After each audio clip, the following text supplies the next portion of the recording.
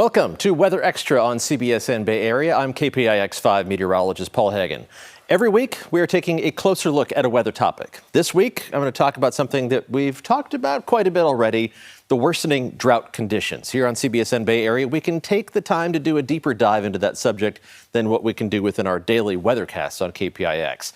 The latest update from the U.S. Drought Monitor continues to show exceptional and extreme drought conditions. Those are the two worst categories for all of the Bay Area. For the state as a whole, approximately 1/3 of California is in exceptional drought, with over 85% in extreme drought. That 85% is the highest for the extreme drought category in California in the 2-decade-plus history of the U.S. Drought Monitor.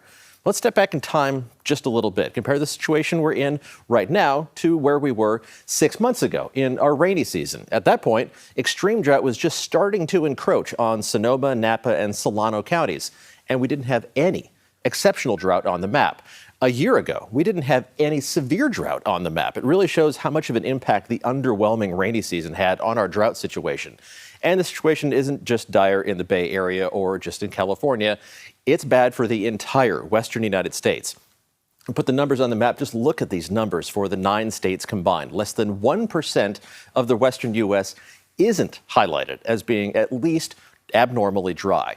And with another hot and dry summer in progress, it's unlikely that this situation is going to improve over the next few months. But let's come back to the California perspective and compare the current map to our last drought. This is the current map for California as a whole. Doesn't look good.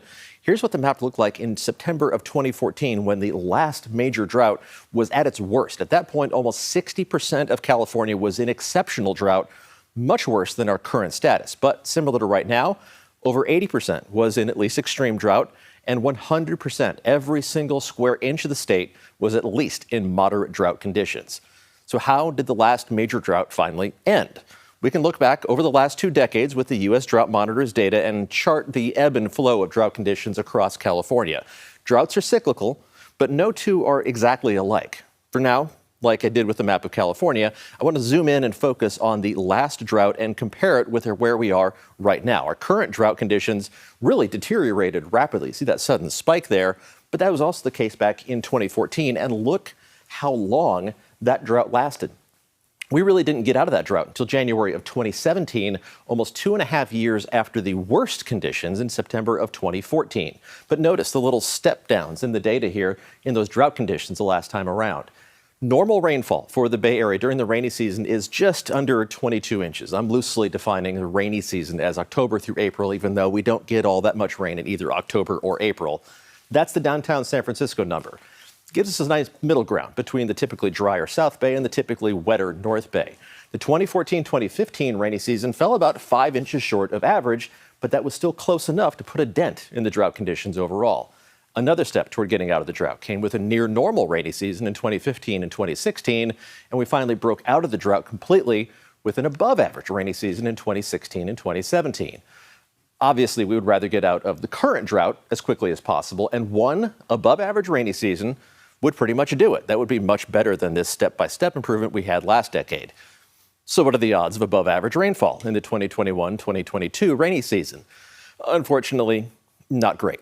Last winter, downtown San Francisco recorded just under 9 inches of rain. That is less than half of average. And one of the big factors driving last winter's weather patterns was a La Nina pattern in the Pacific. A weak La Nina, but it was there. And another La Nina event is expected this winter. Historically, La Nina winters can either be wet or dry in the Bay Area. We're kind of in between, but recently they've trended towards dry, as opposed to El Nino events, which tend to completely rearrange weather patterns on a large scale. La Nina winters are characterized by an amplification of normal patterns. So that means wet areas like the Pacific Northwest get wetter, dry areas like Southern California get even drier.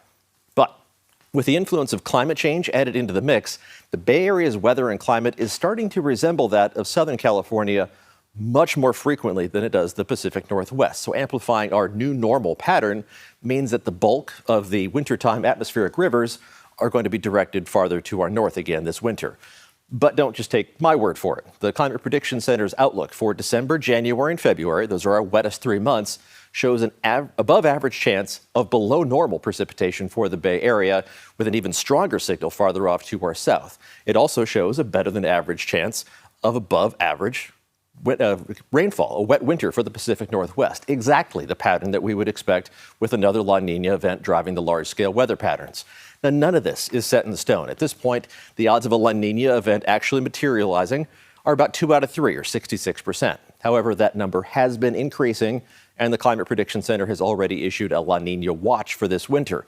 It's certainly possible that we'll beat the odds and get some atmospheric rivers to drop down the Pacific coast and pay us a visit here in the Bay Area. It only takes a few of those in a rainy season to make a huge difference. For now, while the long-range data isn't showing us many signs of hope, we're going to keep looking for those signs.